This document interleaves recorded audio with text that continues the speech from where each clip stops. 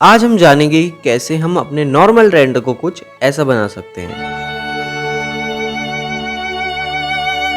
इसके लिए हमें सीन को दोबारा मॉडल या रेंडर करने की जरूरत नहीं पड़ेगी। हम यूज करेंगे ब्लेंडर कंपोजिटिंग, जहां कुछ सिंपल नोड्स की हेल्प से अपने रेंडर को एक कम्प्लीटली डिफरेंट लुक दे सकते हैं। सबसे पहले समझते हैं कि कंपोजिटिंग होती क्या है। बेसिकली कंपोजिटिंग दो टाइप्स की होती है, प्री कंपोजिटिंग और पोस्ट कंपोजिटिंग। और जो कंपोजिटिंग हम ब्लेंडर के अंदर करेंगे उसे आप सिंपल लैंग्वेज में प्री कंपोजिटिंग समझ सकते हो। ऐसा समझो कि ब्लेंडर में कंपोजिटिंग करते वक्त हम अपने रेंडर के पिक्सेल्स को डायरेक्टली प्रोसेस और मॉडिफाई कर सकते हैं। वहीं पोस्ट कंपोजिटिंग में रेंडर आउटपुट को एक सेपरेट सॉफ्टवेयर में ले जाकर उसके ऊपर फर्दर एडिटिंग और प्रोसेसिंग की जाती है। पोस्ट कंपोजिटिंग की बात और फिर कभी करेंगे। कंपोजिटिंग स्टार्ट करने से पहले मेक श्योर करें कि आपके पास एक ऑलरेडी प्रिपेयर 3D सीन हो जिसको आप रेंडर करना चाहते हैं। आपका सीन, लाइटिंग और कैमरा सेटअप पहले से रेडी होना चाहिए, क्योंकि अब हम इसी रेंडर को कंपोजिटिंग के थ्रू एनहेंस करेंगे। आपको पहले F12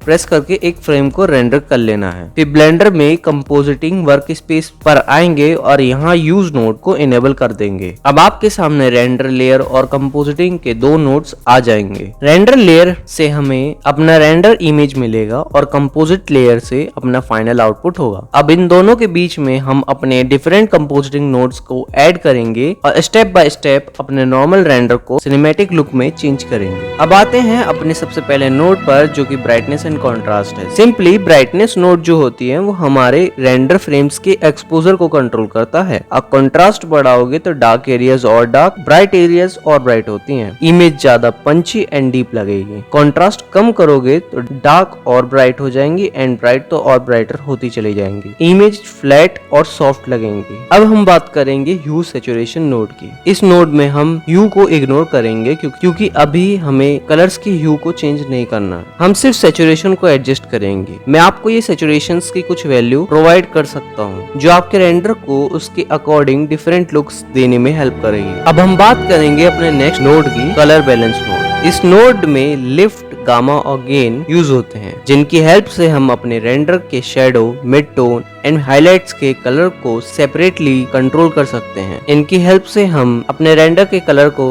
एडजस्ट करके एक स्पेसिफिक मूड और सिनेमैटिक लुक क्रिएट कर सकते हैं। सिंपल वर्ड में लिफ्ट शेडो को चेंज करता है, गामा मिड टोन को और गेन हाइलाइट्स को। अब हम बात करेंगे नेक्स्ट नोड, जो कि ह्यू करेक्ट नोड है। पिछले ह्यू एंड सैचुरेशन नोड में हमने ह्यू को इग्नोर कर दिया था। ह्यू करेक्ट की सबसे खास बात यह है कि इसमें हम एक स्पेसिफिक कलर को टारगेट कर सकते हैं। फॉर एग्जाम्पल, अगर मुझे सिर्फ रेड कलर को चेंज करना है तो मैं रेड को टारगेट कर सकता हूँ और उसके कलर को एडजस्ट कर सकता हूँ बिना बाकी कलर को अननेसेसरीली अफेक्ट किए। वेयरएज अगर हम ह्यू एंड सैचुरेशन नोड में ह्यू को चेंज करते तो पूरे इमेज के ओवरऑल कलर शिफ्ट हो जाते हैं। अब हम बात करेंगे RGB कर्व नोड्स की। RGB कर्व की हेल्प से हम अपने रेंडर की brightness, contrast and individually colour channels को प्रिसाइजली कंट्रोल कर सकते हैं। इसमें कर्व्स को ऊपर ले जाने से इमेज का सिलेक्टेड एरिया ब्राइटर हो जाता है और नीचे करने से डार्कर। आप रेड, ग्रीन और ब्लू चैनल्स को सेपरेटली एडजस्ट करके इमेज के कलर्स और ओवरऑल मूड को भी कंट्रोल कर सकते हो। अब हम बात करेंगे ग्लेयर नोड की। ग्लेयर नोड का काम हमारे रेंडर के मौजूद ब्राइट एरियाज के आसपास ग्लो और लाइट इफेक्ट क्रिएट करना होता है। जैसे अगर सीन में कोई ब्राइट लाइट, न्यून, सनलाइट या एमिसिव ऑब्जेक्ट है तो ग्लेयर नोड की मदद से उसके आसपास एक नेचुरल लुकिंग ग्लो ऐड कर सकते हैं।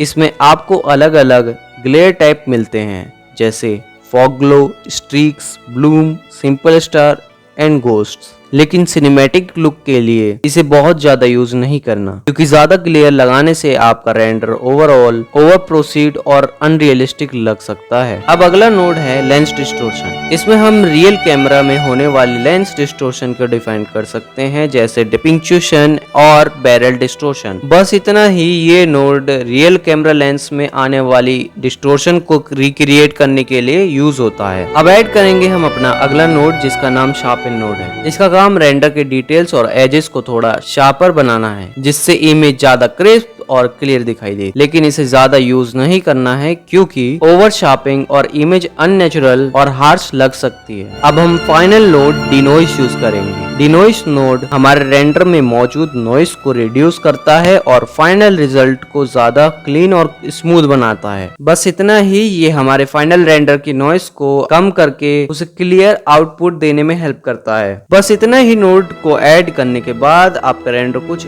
ऐसे से ऐसा लगने लगेगा।